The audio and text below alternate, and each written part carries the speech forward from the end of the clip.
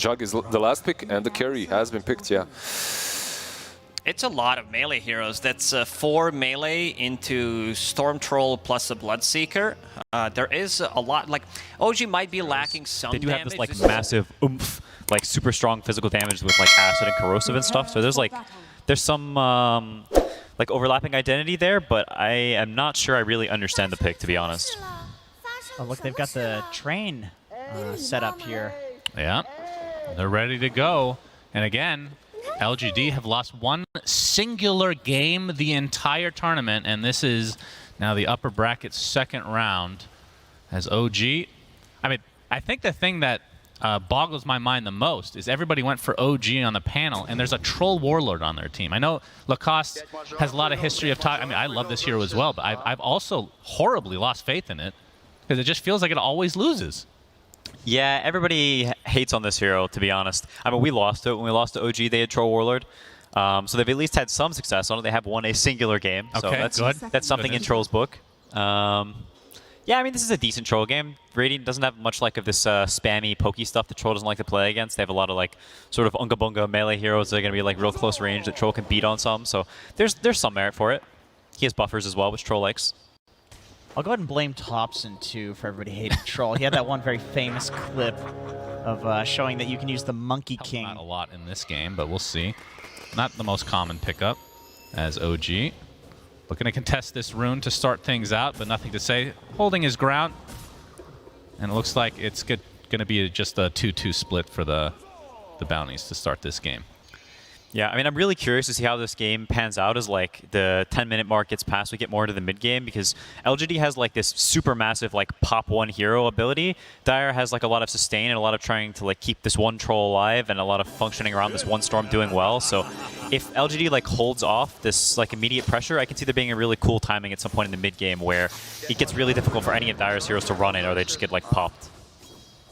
And in this mid lane, BZM playing the Storm. Nothing to say on the Pango. You play both these heroes. I do. We were just talking off panel about, I keep saying panel, this off cast. You're going to see a Blade Fury in the bot lane, but Amar should be fine, actually just standing his ground, tanking it for now. But the nerfs to Storm, talk to us about how severe they may or may not be. Yeah, I mean, they're a pretty big deal. People just straight up don't buy nulls anymore. They buy Soul Ring instead now because the nulls have just been beaten mercilessly into the ground. But with Io, it's sort of one of the only heroes that can fix his issues because you can port him to base, so he just gets this full refill. Io can, you know, camp him on the ruins, give him more resources. So it sort of like brings him like a little bit back to his former glory. Do you think Storm is the best backline assassin in Dota, like fundamentally? Can you think of a better one? I think in good Spectre games, Spectre probably trumps the hero. Yeah. Because you can you jump everyone at once. Yeah, but like eventually, right? I feel like Storm is like all points of the game, like including early game, you can jump like an Io or an Oracle. Yeah, when the hero gets his items, there can be some pretty stupid points in the game. As Uraga getting hooked up by Seb, who is playing the Io this time around, so no Wind Ranger for him. Or Earthshaker, I feel like those are the two heroes he's played most of the tournament. But in the mid lane, Pango versus Storm, how does that matchup typically go for the Pango? Because this is a hero that can have a bit of a rough laning stage sometimes, depending on who he's going up against. Yeah, I think this matchup tends to be pretty drawish. I think both heroes will farm generally about the same amount as well. If Pango buys a stick, he'll buy like maybe an extra set of tangos, but generally you'll sort of just split farm. It's sort of, the rune situation is sort of interesting this game because neither hero can really kill each other that much, so there may be some like weird rune trading situations where it's either a click fast or it's a 50-50, and there may be some rune that like sort of spins things out of control because neither team can actually kill the other mid hero. You know a lot about those runes. Yeah, I was going to say 50-50 for everybody other than you. Yeah, that is true. Get those runes. Shh, me and Gaben have a thing. So do we. We got something Gaben too. Yeah, that's a different thing entirely, though. Is we can see the concoction here from Innocence, a.k.a. Wyatt. It's off onto Amar, but not a whole lot of damage fallout from Ame this time around. So yeah, the double melee lane for PSG.LGD, not the most traditional Juggernaut. A lot of times relying on slows or stuns, and it's really just concoction from Y. And you can see that his farm has suffered as a result of this. Only 8-3 to start the game out. On the other side, 17-5 for the Troll. So pretty night and day situation in both respective safe lanes. Yeah, I mean, this safe lane for LGD, if it's if it continues to trend downwards, can get really out of hand because the Pango will be very tied up mid. Like this matchup is not one where you can rotate that easily. It's tends to be pretty regen intensive. Pango will either be low on bottle charges or low on resources. So if bottom lane starts getting out of hand and Dire has this like continual pressure, I'm not sure if there's going to be that much relief able to come from LGD or that much pressure elsewhere.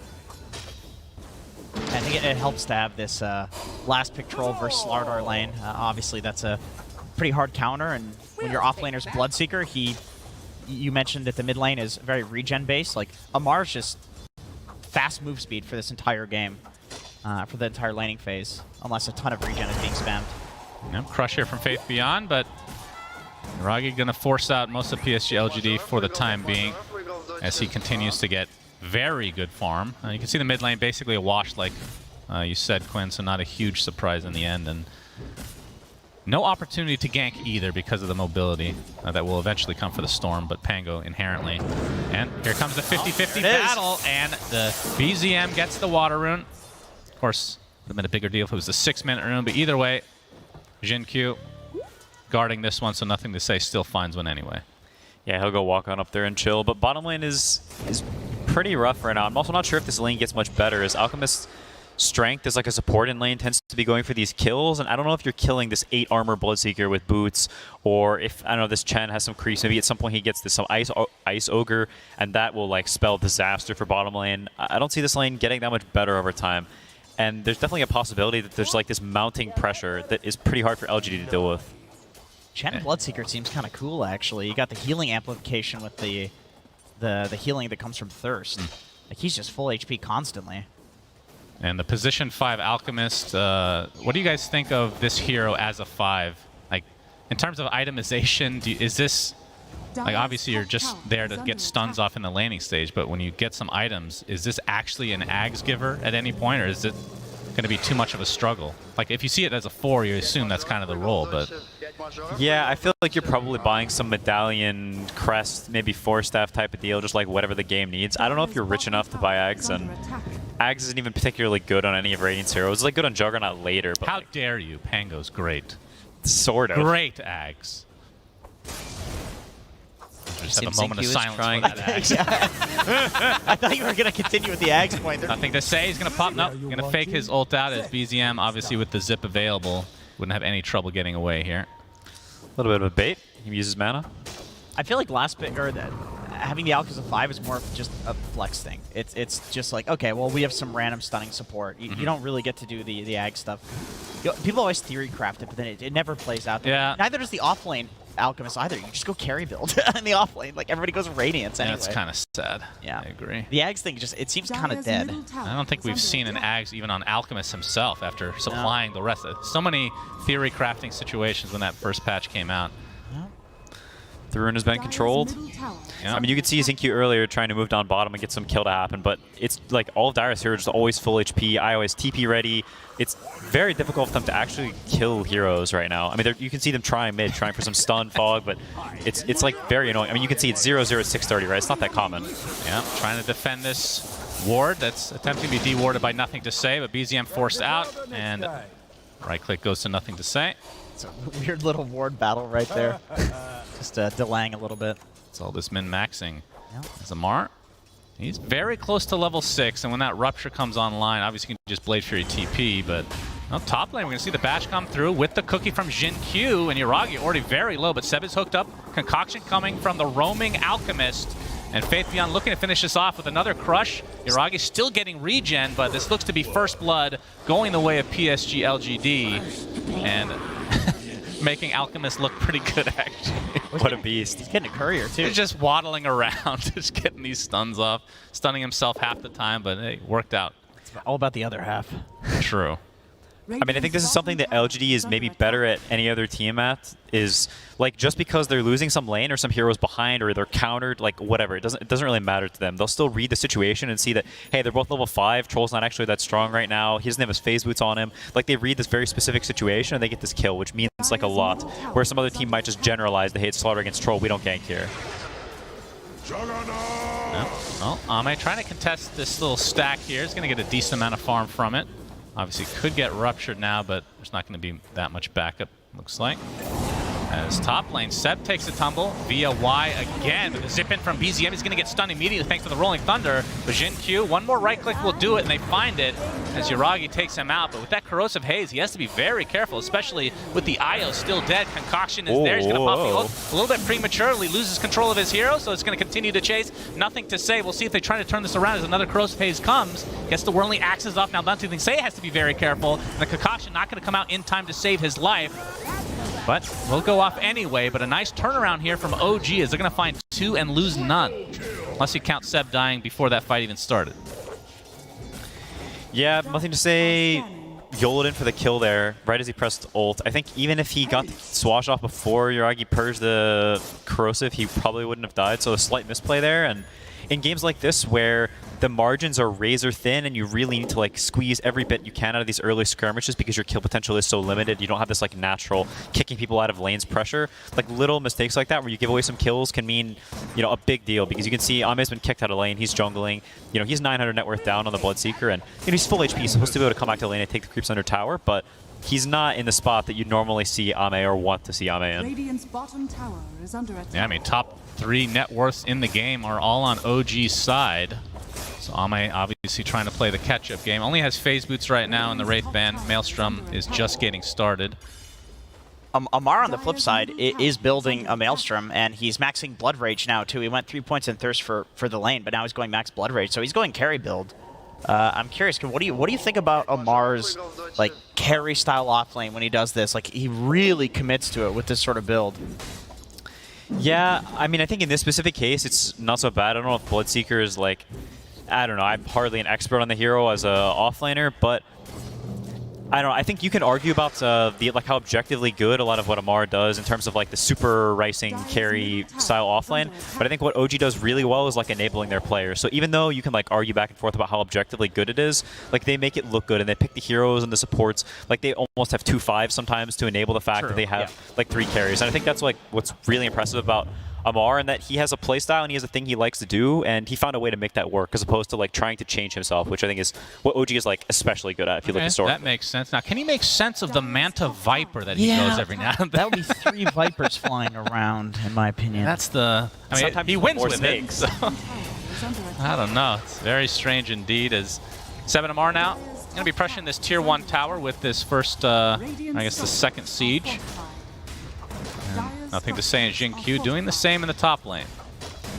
As OG have a 2K lead already, and this is just basically right past the laning stage. And that's what I mean, usually I look at Alchemist. Oh, it's an Alchemist. It's not really an Alchemist game. That's why Cinderin did lie. Concoction going off, and it won't save his life. So an easy pickoff for OG, and the tier 1 tower will be taken out as well. BZM got the Fairies Trinket, by the way, so his strength is now at 150% for the rest of this game. Isn't that right, Quinn? Yes, he's a very lucky man. Yeah. He also had to deal with Gaben, but I can't talk about that. Yeah, of course. Yeah, it happens. I mean, I think you see this 2K lead and you think OG's in a very commanding position. But I think a lot of other teams beside LGD would have bled more kills, or they'd be down more gold, or they wouldn't have managed their HP so properly. Because if you look, they're still farming on LGD. It doesn't feel like they're out of the game. Like, they're still getting items, they're still chilling, they're still taking the XP in the lanes. There's not this, like, absolute crumpling of the map you would see oftentimes. So even though they're down 2K gold, even 3K now at this point, it still feels like they're okay. They still have this mid-tower fight ready if OG tries to come to the mid-tower. They're still contesting runes, still getting items. I think despite the gold lead, they're still in a fine state. What do you think the next move is for LGD then to come back? Is it like they're waiting for a specific item, or just camp a ward opportunity sort of thing? Well, Jin Q getting gone up, but the TP comes in from nothing to say. Looks like Jin Q will die anyway. The Rupture applied, though, at the same time. Nothing to say with that ult. Trying to focus on BZM for the time being. I don't think they're going to be able to take him out as the nice relocate comes out. Now Yuragi doing some damage to Faith Beyond, but only the Snapfire kill to start this overall fight. But you can see another zip in as he gets full on mana now for BZM, trying to get up onto Faith Beyond. Blade Fury's there, but the Blood Right just clipping him, so that should lead to another kill going the way of OG. Nice hand of God keeping his team alive, but now nothing to say. Left without any mana or any way to get out. And that's another death in favor of OG. Even the troll ult being expended just to survive through the Jin Q ult. And this is going to be another death for him if they end up getting another slow, which they will. And Ame, the last remaining member of PSG.LGD, all he can do is walk away as another tier 1 goes the way of OG. Yeah, that is what you did not want to happen. I think they got a little bit sloppy there. Xingqiu got caught like in the middle of the wave, and when you're in a tight position like this, every little bit of damage you lack means a really big deal. So whenever he dies like that, suddenly OG, they have the wherewithal to realize, yo, they're down like one of their damage heroes, so you go, go, go, go, go. They bring 5 heroes mid, they win this fight, and now the map can potentially start getting pretty bad for LGD. Yeah, the relocate allowing BZM to refill his mana and then just TP back into the fight.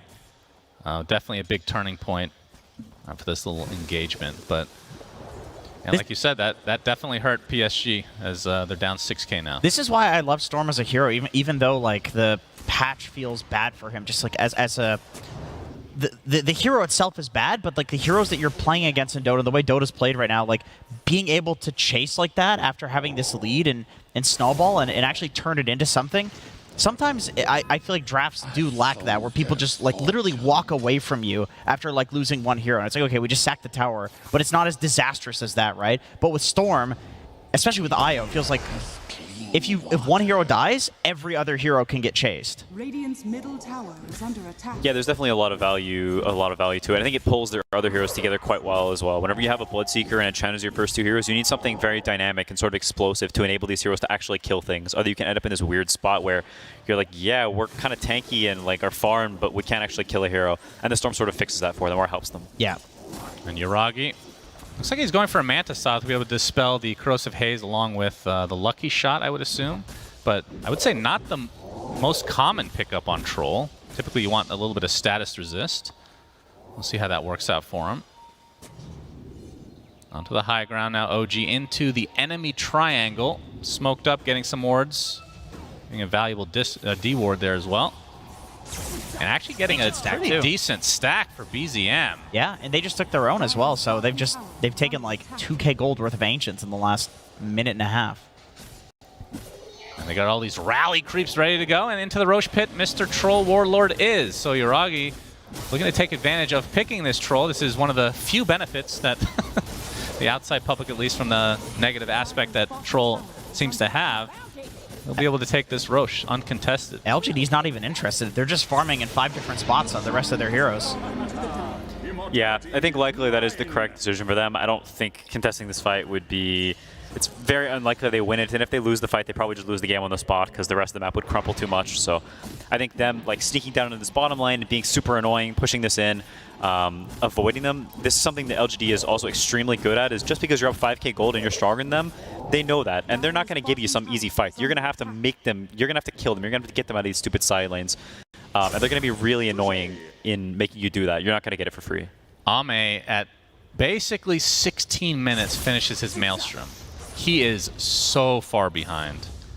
This is not something that we're used to seeing at all. I mean, if one player gets shut down from this tournament and past tournaments, it feels like the rest of the cores step up to a degree that doesn't really matter anymore, right?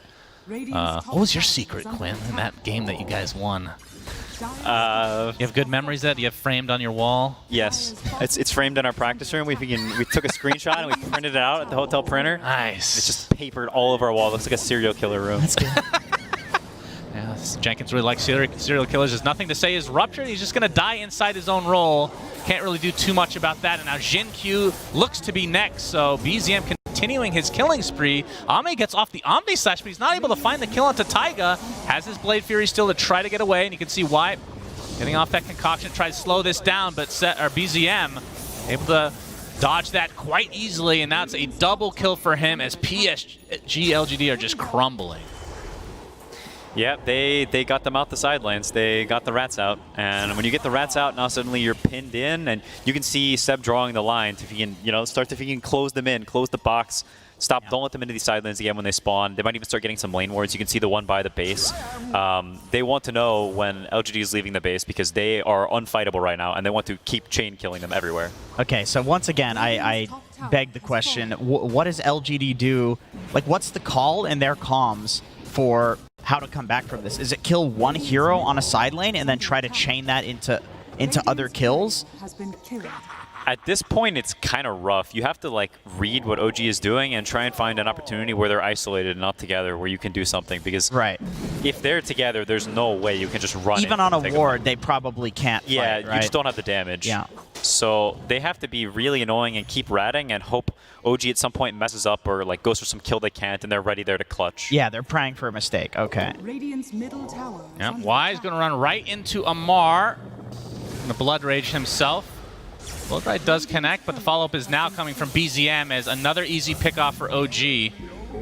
And nothing to say. Looks like he's going to go to the south and TP out. And of course, Pango into Bloodseeker, something we didn't really mention, is absolutely miserable. And you have to go Lincoln's, which feels bad because it just puts you so far behind in terms of just having the regular items that you want to go for on the hero. He is also playing into an Orchid now as well, which I really like this from BZM. He had queued up the Sanjin Kaya, but he switched to just going Kaya into Orchid, and I think it plays into what Quinn was saying, where like LGD, what they want to do is they would just want to be rats and play the side lanes and try to force OG to split up. So BZM is just doubling down on essentially squashing the rats. He is rat squashers united out here, just That's right. hunting them down. I think what Faith Beyond is doing right now is actually pretty cool. He hasn't like grouped up. He's not looking for some fight because he knows OG just clumped together. He's staying in the enemy agents, taking their creeps. In the whole time while Y was dying down in the bottom lane, Ame was pushing top out. Okay. Oh. I think that was the finished BKB. Or maybe not. No, just the. He went for a Manta actually on Yuragi first night. I already mentioned that. Thanks for listening, Jenkins. Okay, don't listen to you. Yep. Start doing that. Nice long conversation actually by myself. Because I mean, despite how unfightable OG is and how much they're dominating the map, Oh boy. they actually haven't been gaining gold recently. Yeah, concoction Well, on I say yourself, that's when you truly feel pathetic. There's nothing you can do. And onto the high ground they go. Still 40 seconds on the Aegis, so BZM can really expend all that mana if he wants to. And you can see Troll Warlord, Yuragi, just beating down these towers like they're nothing. And PSG.LGD, are they just going to give this up? I mean, they can't go for more than one, so this is probably okay-ish, or the best you can ask for, not to just give this up and live. But BZM and company want to continue the fight. Blood Right connects, and the last right click is there as Jin Q takes a tumble. Nothing to say, gets his ult off, but there's absolutely no follow-up. And OG, now that the Aegis is expiring in 6 seconds, will likely just back off here and go for some tier 2s.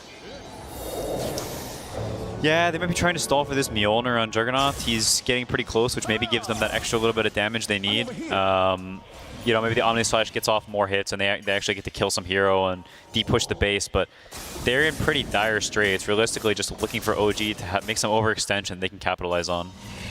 This is a shellacking, boys. This is a shellacking. I mean, if you had told me it was going to be a shellacking, like, well, I guess LGD did it again, right? Yeah, I was going to say, Quinn, would you have expected this, having bested both of these teams and obviously understanding both of them? Yes. You would have expected this? No. Okay, I see. Maybe after draft I could see it because I don't understand the Alchemist 5. I mean, I just tend to trust the director is the thing, you know? Yeah, well, the initiation is here, and look at that damage on Faith Beyond. He absolutely melts, and Ame finally comes and gets the Omni Slash, but a lot of the illusions and the creeps are just tanking it. The Blade Fury to follow, but I don't believe he has a shard, so it's not really doing that much damage. Buyback from Faith Beyond, nothing to say, able to get off a nice ult. Several stuns, but again, not a whole lot of follow-up as Y will just be stunning an illusion. And now OG going to try to re-aggress, knowing that they don't have many things off cooldown now. And the focus is on Ame, and another kill for OG as they're looking to take this game, and they do. GG is called, and this was truly a shellacking in favor of OG. Quinn, what sort of shellacking tier would you say that you think this was? Now remind me the tiers. Well, that's a lot to go through. That's a lot. Okay. Yeah, definitely Gabe well, we can. Okay, it's a Gabe